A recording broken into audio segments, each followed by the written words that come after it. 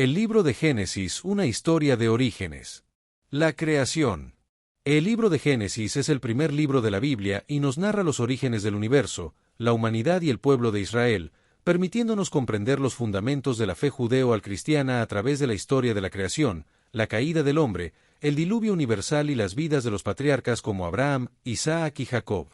La creación comienza con el primer día, en el que Dios trae orden al caos inicial, separando la luz de las tinieblas, y establece el ciclo del día y la noche con su palabra, sea la luz, y fue la luz, como se describe en Génesis 1, 1 al 3. En el segundo día de la creación, Dios establece una expansión entre las aguas, separando las aguas que estaban debajo de la expansión de las aguas que estaban sobre la expansión, y llama a esta expansión cielos, como se menciona en Génesis 1, 7 al 8, lo que representa el cielo visible que separa las aguas terrestres de las aguas celestiales. A través de estos actos creativos, Dios continúa ordenando el cosmos, estableciendo límites y estructuras fundamentales para la vida, y prepara el escenario para la creación de la vida en la tierra, como se describe en el libro de Génesis. El primer día. En la narración bíblica presenta al Creador en acción, con la presencia divina flotando sobre un mundo aún informe, y el Espíritu de Dios se moviendo sobre la faz de las aguas, como se menciona en Génesis 1,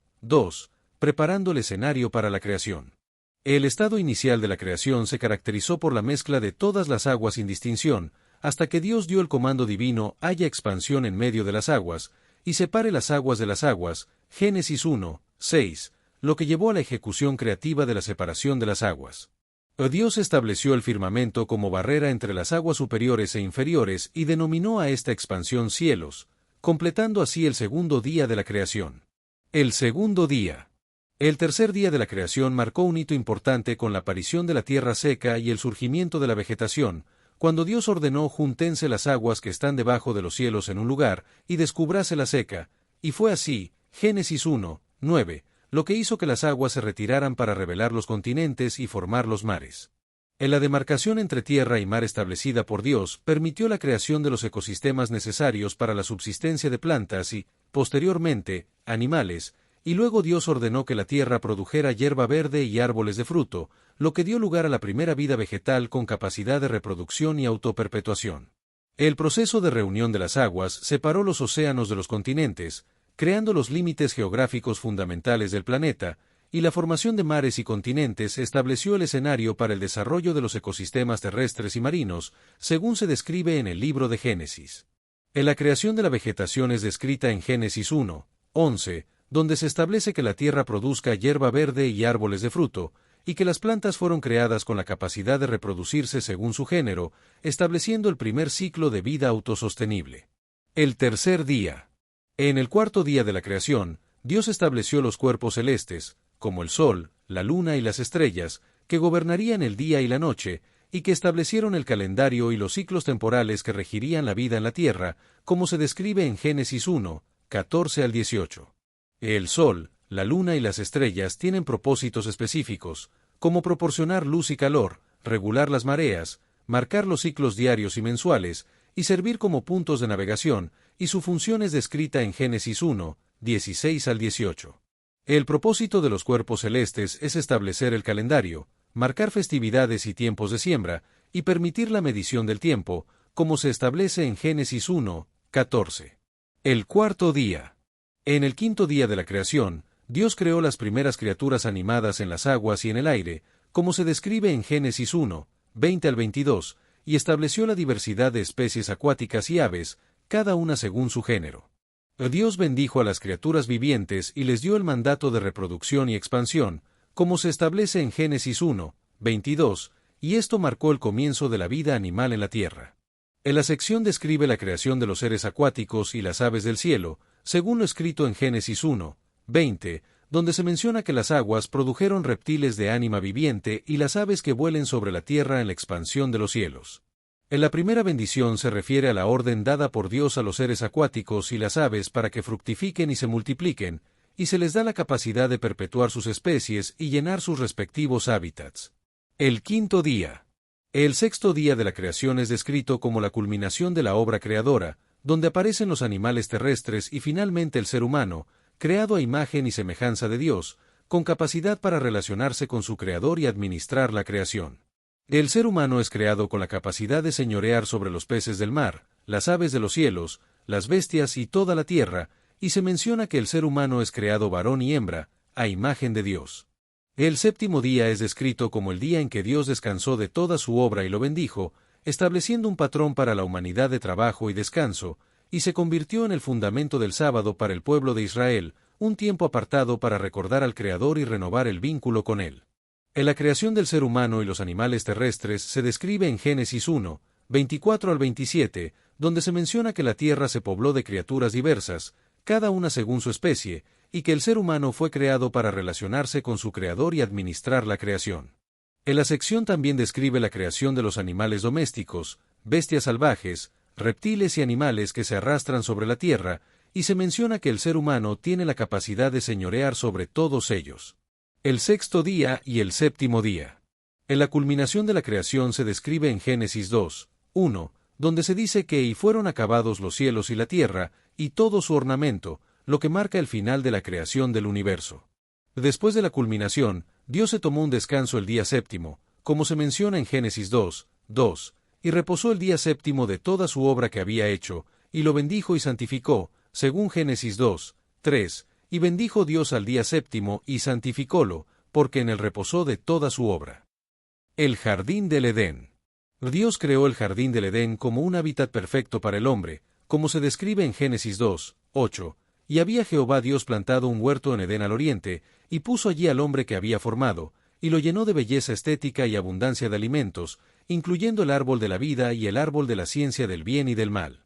Del jardín del Edén estaba bien irrigado por 4 ríos, Pisón, Gión, Hiddekel, Tigris y Eufrates, que proporcionaban agua abundante y creaban un entorno fértil y próspero para la vida, como se menciona en Génesis 2, 10. La creación de Eva. Dios identificó que el hombre necesitaba una compañera, como se dice en Génesis 2, 18, y dijo Jehová Dios, no es bueno que el hombre esté solo, haréle ayuda idónea para él. Y después de que Adán nombrara a todos los animales y no encontrara una compañera adecuada, Dios creó a la mujer, Eva, a partir de una costilla de Adán, como se describe en Génesis 2, 21 al 22. En la creación de Eva simboliza la profunda unidad entre el hombre y la mujer, ya que Eva fue formada a partir del propio Adán, y no de la tierra como el resto de la creación.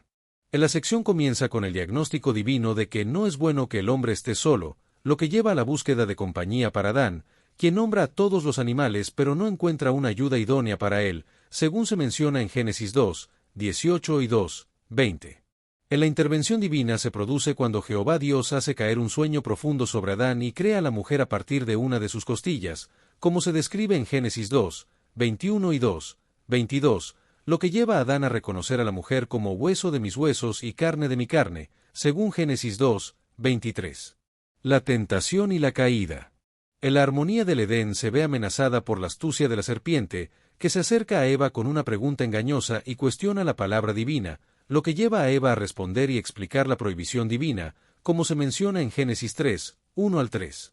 La serpiente contradijo directamente a Dios, negando las consecuencias del pecado y prometiendo divinización, lo que resultó irresistible para Eva, según Génesis 3, 4 al 5, y utilizó una estrategia de preguntas engañosas, insinuación de envidia divina y promesa de divinización para sembrar dudas sobre la bondad de Dios y sus mandamientos. La caída del hombre se produce cuando Eva sucumbe a la tentación y come del fruto prohibido, lo que lleva a una transformación que no es la prometida por la serpiente, según Génesis 3, 6, y experimentan una transformación que los lleva a darse cuenta de su desnudez y a sentir vergüenza, lo que daña su relación con Dios y los lleva a esconderse de su presencia, como se menciona en Génesis 3, 7 y 3, 8. Las consecuencias del pecado. Génesis, una historia de orígenes, describe las consecuencias del pecado de Adán y Eva, que incluyeron la ruptura de su relación con Dios, la culpa y la vergüenza, y el sufrimiento y el trabajo duro. Después del pecado, Dios confrontó a la pareja y pronunció juicios específicos para cada participante,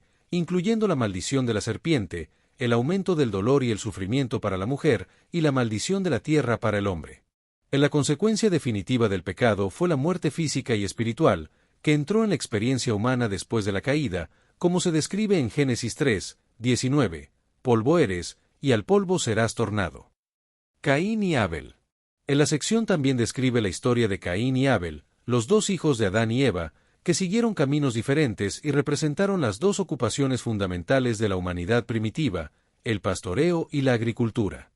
Caín, el primogénito, era labrador de la tierra y representaba la continuidad de la cultura agrícola, mientras que Abel era pastor de ovejas y representaba la obtención de carne, leche y lana. Las ofrendas de Caín y Abel a Dios revelaron actitudes diferentes hacia Dios, y la sección establece el escenario para la continuación de la historia de la humanidad después de la caída. Abel, el pastor. Abel, el segundo hijo de Adán y Eva, era un pastor de ovejas y su nombre significa aliento o vanidad, y encarnaba una relación diferente con la creación, cuidando seres vivos y desarrollando una comprensión más profunda del valor de la vida. En la diferencia, la recepción de las ofrendas de Abel y Caín desencadenó una tragedia, ya que Dios miró con agrado a Abel y su ofrenda, pero no a Caín y la suya, lo que provocó una reacción visceral en Caín y lo llevó a cometer el primer asesinato de la historia humana. Las ofrendas y el primer asesinato. En la Biblia no explica explícitamente por qué la ofrenda de Abel fue aceptada y la de Caín rechazada, pero sugiere que la diferencia estaba en la actitud del corazón, y Dios advirtió a Caín sobre la naturaleza del pecado y le dio la oportunidad de arrepentirse. A pesar de la advertencia divina, Caín cedió a sus impulsos destructivos y mató a su hermano Abel, estableciendo un patrón trágico de violencia que continuaría a lo largo de las generaciones. Tras el asesinato, Dios confrontó a Caín con una pregunta sobre el paradero de Abel, y la respuesta de Caín reveló su corazón endurecido y su evasión de responsabilidad, lo que llevó a Dios a pronunciar su juicio y a maldecir a Caín y a la tierra que había recibido la sangre de Abel. La maldición de Caín. La maldición de Caín y la tierra es un resultado directo de su acción y refleja la corrupción de las relaciones humanas y la degradación de la creación debido al pecado, y establece un patrón de consecuencias para las acciones humanas que se repite a lo largo de la historia. La sentencia divina contra Caín fue clara, indicando que perdería su conexión con la tierra y se convertiría en un vagabundo sin hogar, alejado de la presencia de Dios, después de cometer el primer homicidio registrado en la historia bíblica, el asesinato de su hermano Abel. Caín recibió una maldición adicional a la ya pronunciada sobre la tierra tras la caída, y se le advirtió que cualquiera que lo matara sería castigado 7 veces, según se establece en Génesis 4:15. Los descendientes de Caín.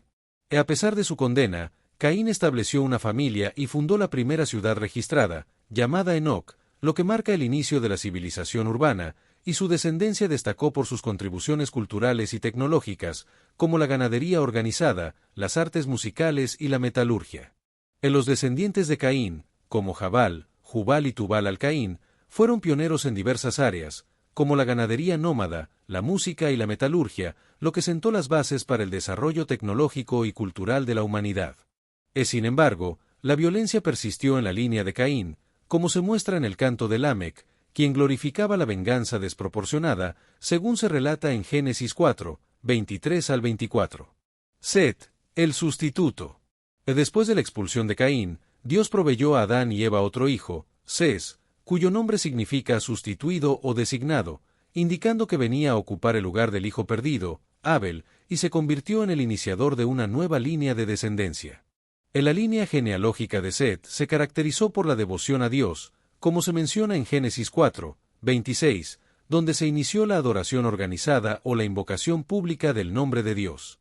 La genealogía de Set. El capítulo 5 de Génesis detalla la genealogía desde Adán hasta Noé a través de Set, destacando la longevidad extraordinaria de los patriarcas, como Matusalén, que vivió 969 años, y el patrón repetido de engendrar hijos y morir, con la notable excepción de Enoc, quien caminó con Dios y desapareció, porque le llevó Dios.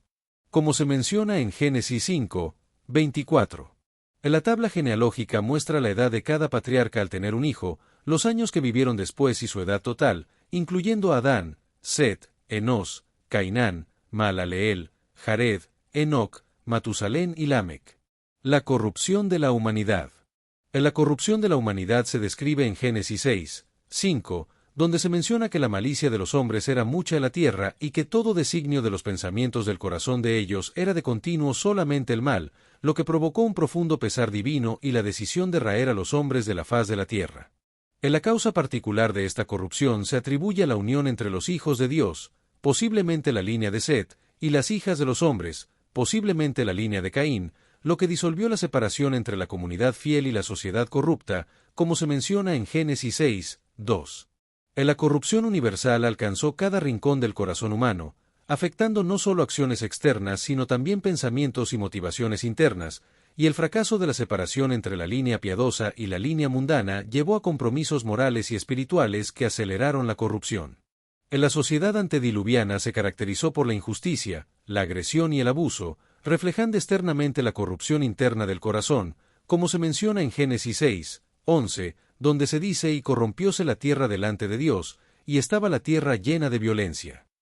Noé, el justo. En medio de esta corrupción universal, Noé se distinguió por su integridad y halló gracia a los ojos de Jehová, como se establece en Génesis 6, 8, y se describe como un varón justo y perfecto en sus generaciones, que caminó con Dios, siguiendo el ejemplo de su antepasado Enoc. Noé no estaba solo en su rectitud, ya que tenía 3 hijos, Sem, Cam y Jafet, junto con sus respectivas esposas, que constituirían la familia que Dios preservaría para reiniciar la humanidad tras el diluvio, demostrando que la misericordia divina se extiende más allá del individuo, hacia su familia. En la relación de Noé con Dios se caracterizó por la justicia personal, la comunión con Dios, la obediencia fiel y el liderazgo familiar, como se menciona en Génesis 6, 9, 6, 22 y 7, 1, donde se destacan sus cualidades excepcionales y su relación con Dios. El arca de Noé.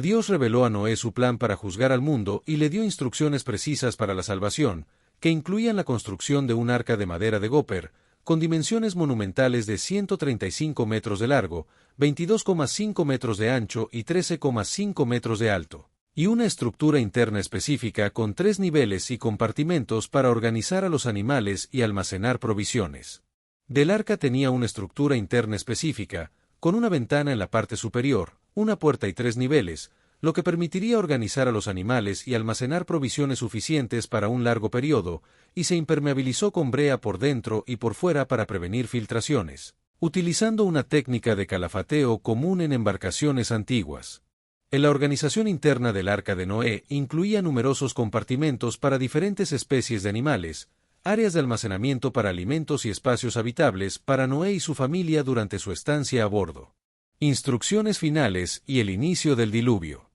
Dios dio la orden final a Noé de entrar en el arca con su familia, extendiendo la gracia salvadora a todos ellos, y también dio instrucciones específicas para la entrada de los animales, distinguiendo entre animales limpios e inmundos. Del diluvio comenzó en una fecha precisa, el año 600 de la vida de Noé, cuando las fuentes del abismo y las cataratas de los cielos se abrieron, causando un evento de magnitud sin precedentes que incluyó inundaciones desde el subsuelo y precipitaciones extraordinarias. En la secuencia de eventos incluyó la entrada de Noé y su familia en el arca, la llegada de los animales de 2 en 2, el sellado divino de la puerta del arca por Jehová y el desencadenamiento del diluvio, que duró 40 días y 40 noches y transformó completamente la superficie terrestre. Durante este periodo, la lluvia constante y el surgimiento de aguas subterráneas cubrieron incluso las cumbres más elevadas, estableciendo un motivo bíblico recurrente, el número 40 como periodo de prueba y transformación, y demostrando la naturaleza global del evento. La devastación del diluvio. En la descripción del diluvio en el libro de Génesis destaca la justicia de Noé y la gracia salvadora de Dios, y también sugiere un conocimiento previo a la ley mosaica de categorías rituales y prácticas sacrificiales, lo que agrega profundidad y significado a la narrativa. La devastación causada por el diluvio fue total, y según se describe en Génesis 7, 21, murieron todos los seres vivos que se movían sobre la tierra, incluyendo aves, ganados, bestias y reptiles, así como todos los hombres, excepto los ocupantes del arca de Noé. Del diluvio duró 40 días y 40 noches, como se menciona en Génesis 7, 12, y las aguas prevalecieron sobre la tierra durante 150 días, según Génesis 7, 24, llegando a cubrir los montes a una altura de 15 codos. Solo 8 personas fueron salvadas: Noé, su esposa, sus 3 hijos y sus respectivas esposas, quienes fueron los únicos humanos preservados en el arca. El diluvio y la esperanza. Después de la devastación, la vida dentro del arca continuó bajo la protección divina, y según Génesis 8, 1, Dios se acordó de Noé y de todos los animales que estaban con él en el arca, lo que marca el momento en que su atención activa se vuelve hacia los supervivientes para iniciar el proceso de restauración. El descenso de las aguas fue gradual, y según Génesis 8, 1 al 2, Dios hizo pasar un viento sobre la tierra, disminuyendo las aguas y cerrando las fuentes del abismo y las cataratas de los cielos, deteniendo la lluvia de los cielos. Del arca finalmente encontró reposo en el mes séptimo, a 17 días del mes, sobre los montes de Ararat, según Génesis 8, 4, lo que dio esperanza de un nuevo comienzo. Las exploraciones de la paloma. Noé envió un cuervo y una paloma para buscar señales de habitabilidad en la tierra, y aunque el cuervo no regresó permanentemente al arca, la paloma regresó con una hoja de olivo, lo que indicaba que las aguas se habían retirado y que la vida vegetal estaba regenerándose, según Génesis 8, 11. El envío del cuervo y las 3 salidas de la paloma son eventos clave en la historia del diluvio, como se describe en Génesis 8, donde Noé busca verificar el estado de la tierra después del diluvio. En la primera salida de la paloma no halló un lugar donde posarse, la segunda salida regresó con una hoja de oliva, y la tercera salida no regresó, lo que indica que la tierra estaba lista para ser habitada de nuevo. El fin del diluvio.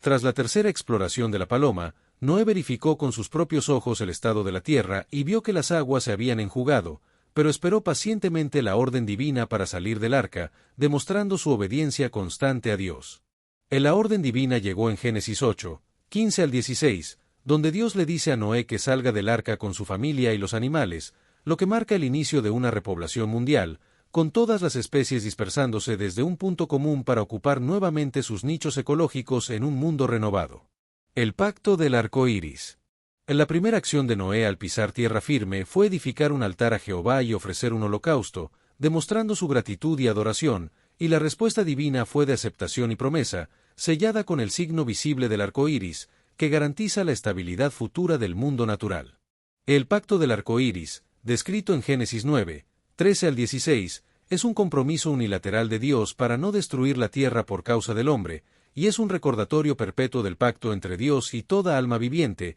simbolizado por el arco iris que se ve en las nubes. Destellos, disfruta la vida, mantente bella por dentro y por fuera y nutre una mente sana. Corazón brillante. Si te gustó este video, suscríbete para recibir más contenido como este, o no olvides suscribirte para no perderte ningún video. Salud y vida @lavida 2025. El libro de Génesis, una historia de orígenes. La creación. El libro de Génesis es el primer libro de la Biblia y nos narra los orígenes del universo, la humanidad y el pueblo de Israel, permitiéndonos comprender los fundamentos de la fe judeo-cristiana a través de la historia de la creación, la caída del hombre, el diluvio universal y las vidas de los patriarcas como Abraham, Isaac y Jacob.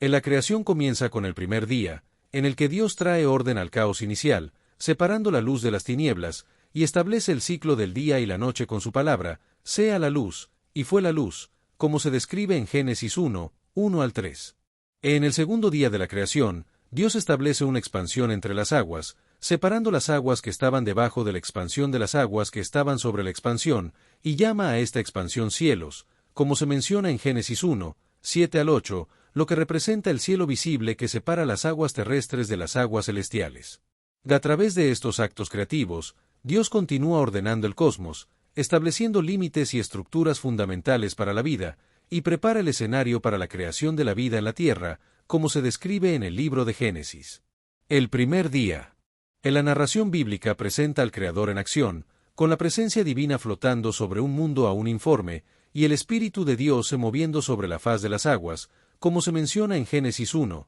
2, preparando el escenario para la creación. El estado inicial de la creación se caracterizó por la mezcla de todas las aguas sin distinción, hasta que Dios dio el comando divino: haya expansión en medio de las aguas, y separe las aguas de las aguas, Génesis 1, 6, lo que llevó a la ejecución creativa de la separación de las aguas. Dios estableció el firmamento como barrera entre las aguas superiores e inferiores y denominó a esta expansión cielos, completando así el segundo día de la creación. El segundo día.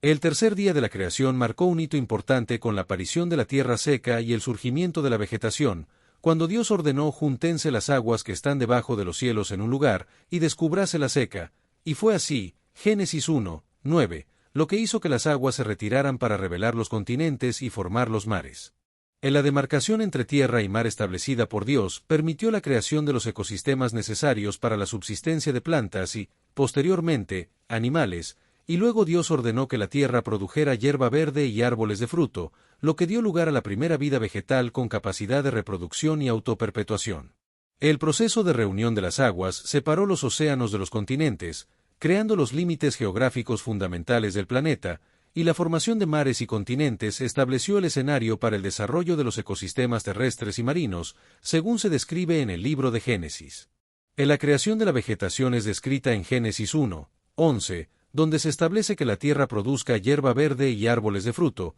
y que las plantas fueron creadas con la capacidad de reproducirse según su género, estableciendo el primer ciclo de vida autosostenible. El tercer día. En el cuarto día de la creación, Dios estableció los cuerpos celestes, como el sol, la luna y las estrellas, que gobernarían el día y la noche, y que establecieron el calendario y los ciclos temporales que regirían la vida en la tierra, como se describe en Génesis 1:14 al 18. El sol, la luna y las estrellas tienen propósitos específicos, como proporcionar luz y calor, regular las mareas, marcar los ciclos diarios y mensuales, y servir como puntos de navegación, y su función es descrita en Génesis 1:16 al 18. El propósito de los cuerpos celestes es establecer el calendario, marcar festividades y tiempos de siembra, y permitir la medición del tiempo, como se establece en Génesis 1:14. El cuarto día.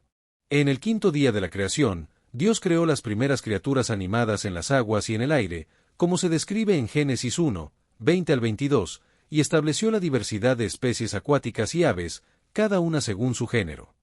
Dios bendijo a las criaturas vivientes y les dio el mandato de reproducción y expansión, como se establece en Génesis 1:22, y esto marcó el comienzo de la vida animal en la tierra. En la sección describe la creación de los seres acuáticos y las aves del cielo, según lo escrito en Génesis 1:20, donde se menciona que las aguas produjeron reptiles de ánima viviente y las aves que vuelen sobre la tierra en la expansión de los cielos.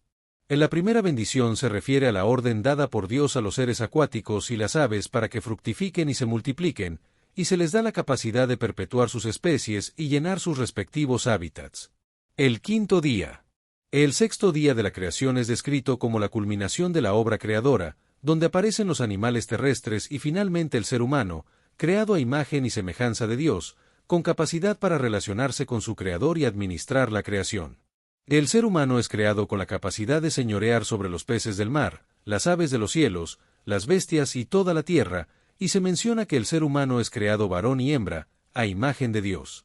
El séptimo día es descrito como el día en que Dios descansó de toda su obra y lo bendijo, estableciendo un patrón para la humanidad de trabajo y descanso, y se convirtió en el fundamento del sábado para el pueblo de Israel, un tiempo apartado para recordar al Creador y renovar el vínculo con Él. En la creación del ser humano y los animales terrestres se describe en Génesis 1:24 al 27, donde se menciona que la tierra se pobló de criaturas diversas, cada una según su especie, y que el ser humano fue creado para relacionarse con su Creador y administrar la creación.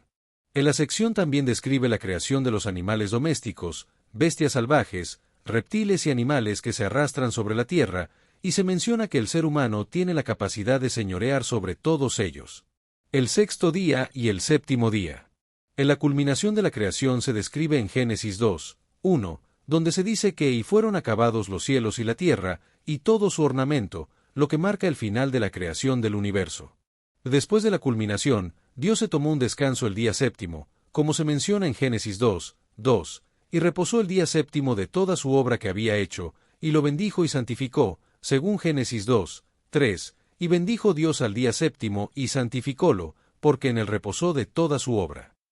El jardín del Edén. Dios creó el jardín del Edén como un hábitat perfecto para el hombre, como se describe en Génesis 2:8, y había Jehová Dios plantado un huerto en Edén al oriente, y puso allí al hombre que había formado, y lo llenó de belleza estética y abundancia de alimentos, incluyendo el árbol de la vida y el árbol de la ciencia del bien y del mal.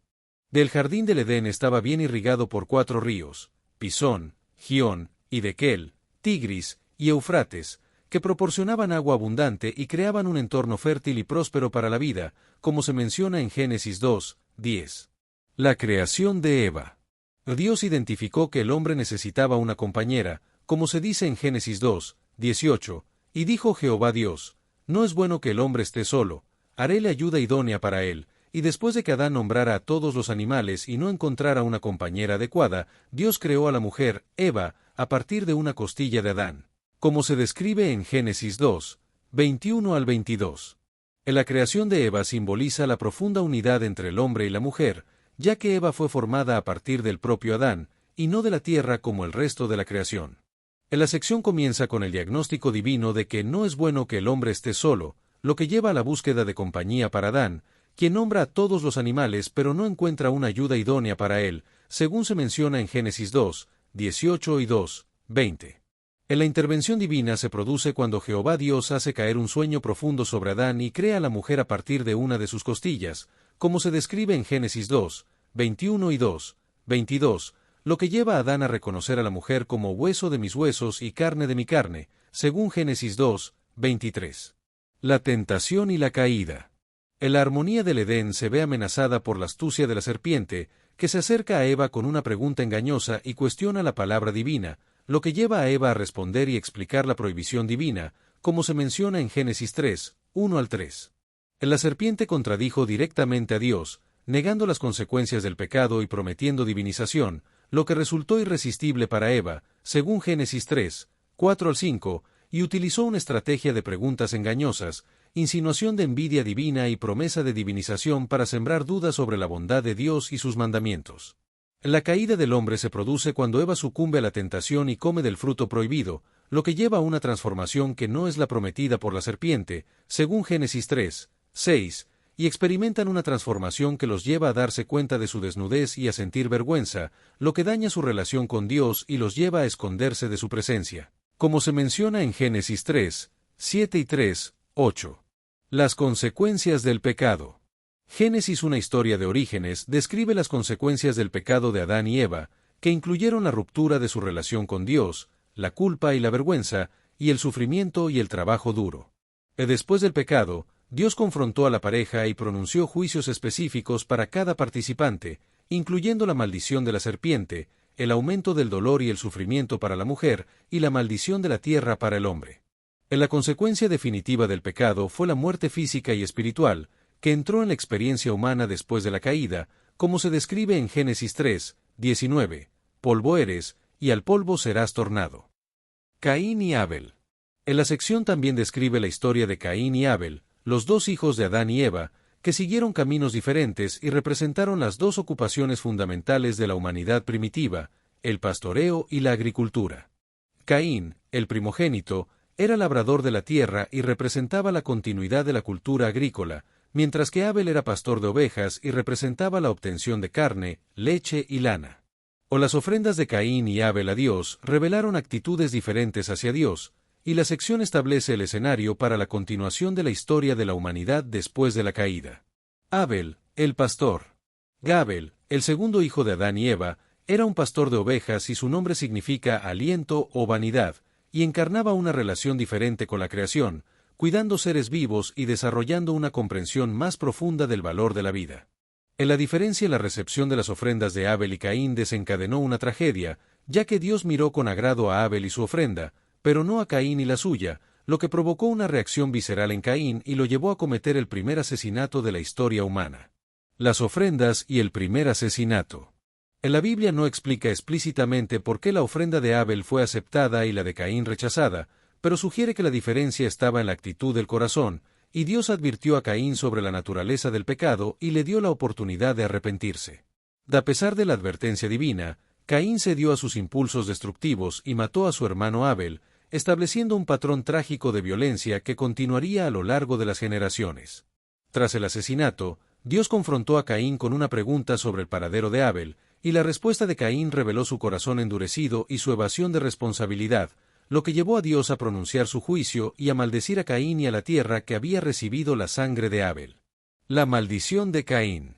La maldición de Caín y la tierra es un resultado directo de su acción y refleja la corrupción de las relaciones humanas y la degradación de la creación debido al pecado, y establece un patrón de consecuencias para las acciones humanas que se repite a lo largo de la historia. La sentencia divina contra Caín fue clara, indicando que perdería su conexión con la tierra y se convertiría en un vagabundo sin hogar, alejado de la presencia de Dios, después de cometer el primer homicidio registrado en la historia bíblica, el asesinato de su hermano Abel.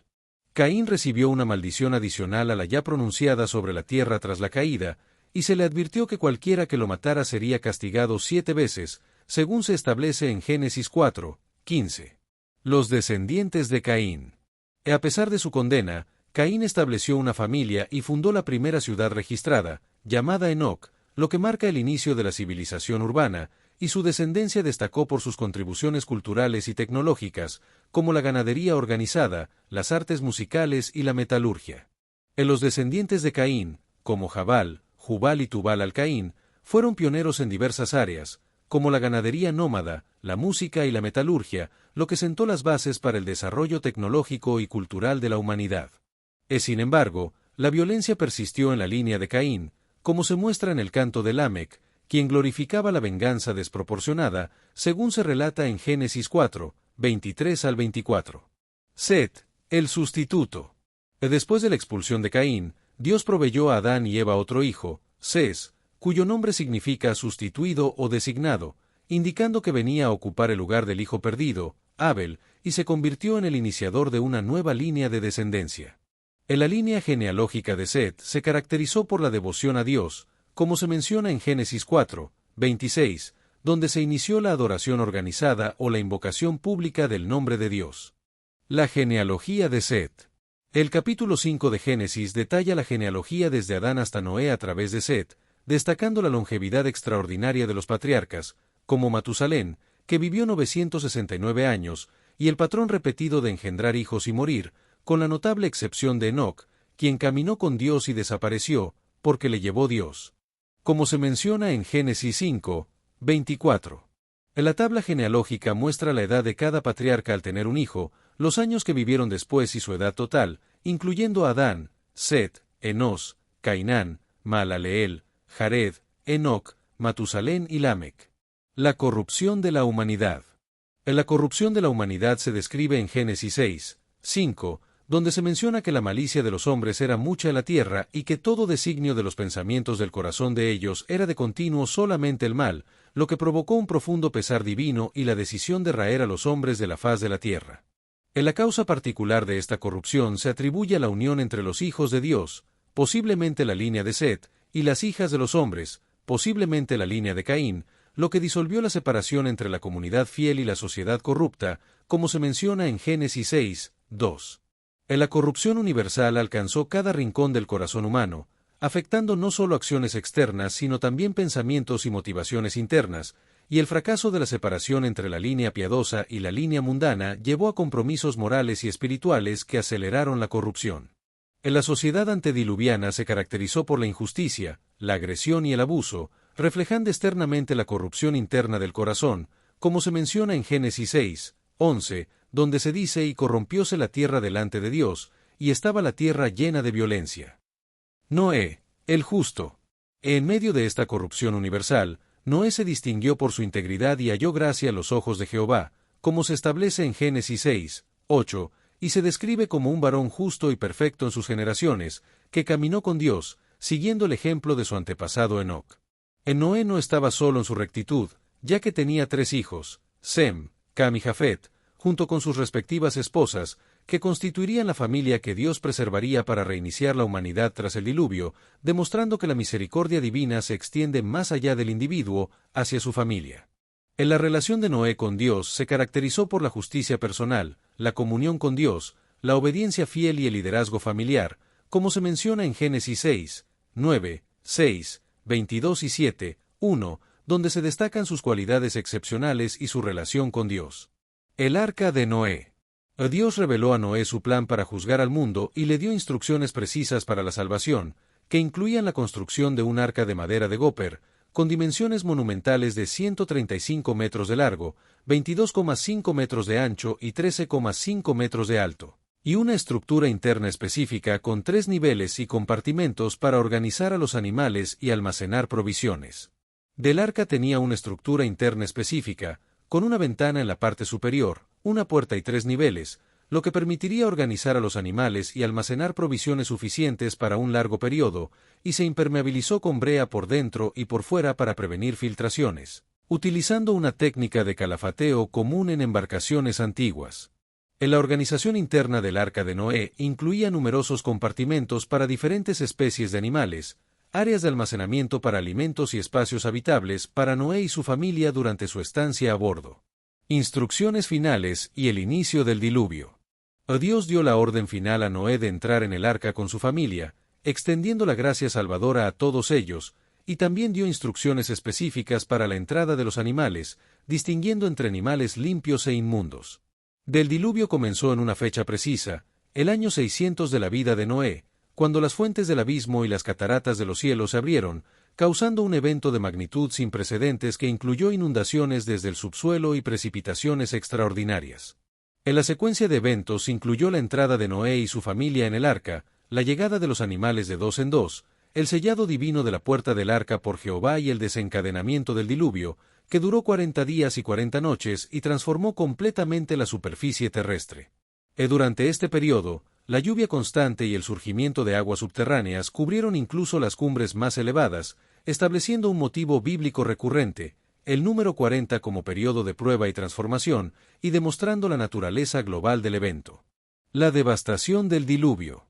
En la descripción del diluvio en el libro de Génesis destaca la justicia de Noé y la gracia salvadora de Dios, y también sugiere un conocimiento previo a la ley mosaica de categorías rituales y prácticas sacrificiales, lo que agrega profundidad y significado a la narrativa. La devastación causada por el diluvio fue total, y según se describe en Génesis 7, 21, murieron todos los seres vivos que se movían sobre la tierra, incluyendo aves, ganados, bestias y reptiles, así como todos los hombres, excepto los ocupantes del arca de Noé. Del diluvio duró 40 días y 40 noches, como se menciona en Génesis 7, 12, y las aguas prevalecieron sobre la tierra durante 150 días, según Génesis 7, 24, llegando a cubrir los montes a una altura de 15 codos. Solo 8 personas fueron salvadas: Noé, su esposa, sus 3 hijos y sus respectivas esposas, quienes fueron los únicos humanos preservados en el arca. El diluvio y la esperanza.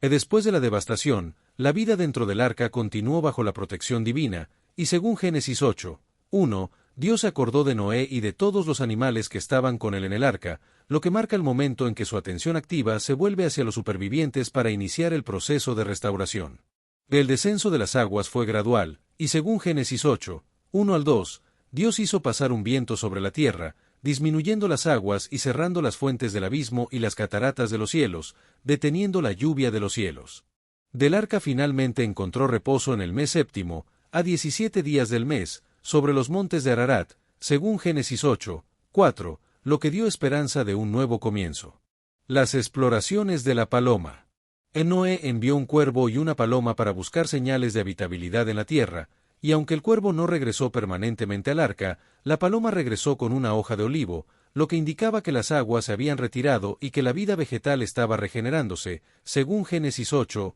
11. El envío del cuervo y las 3 salidas de la paloma son eventos clave en la historia del diluvio, como se describe en Génesis 8, donde Noé busca verificar el estado de la tierra después del diluvio. En la primera salida de la paloma no halló un lugar donde posarse, la segunda salida regresó con una hoja de oliva, y la tercera salida no regresó, lo que indica que la tierra estaba lista para ser habitada de nuevo. El fin del diluvio.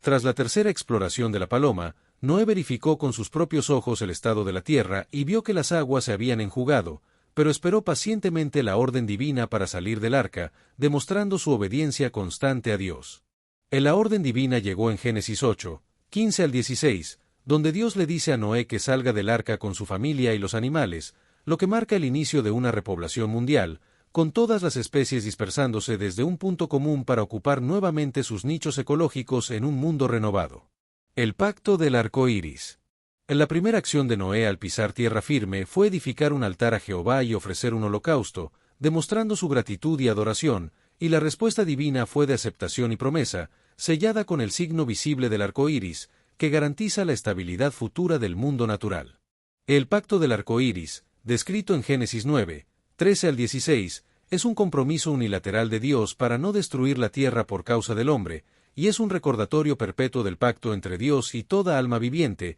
simbolizado por el arco iris que se ve en las nubes. Destellos, disfruta la vida, mantente bella por dentro y por fuera y nutre una mente sana. Corazón brillante. Y si te gustó este video, suscríbete para recibir más contenido como este, o no olvides suscribirte para no perderte ningún video. Salud y vida @lavida2025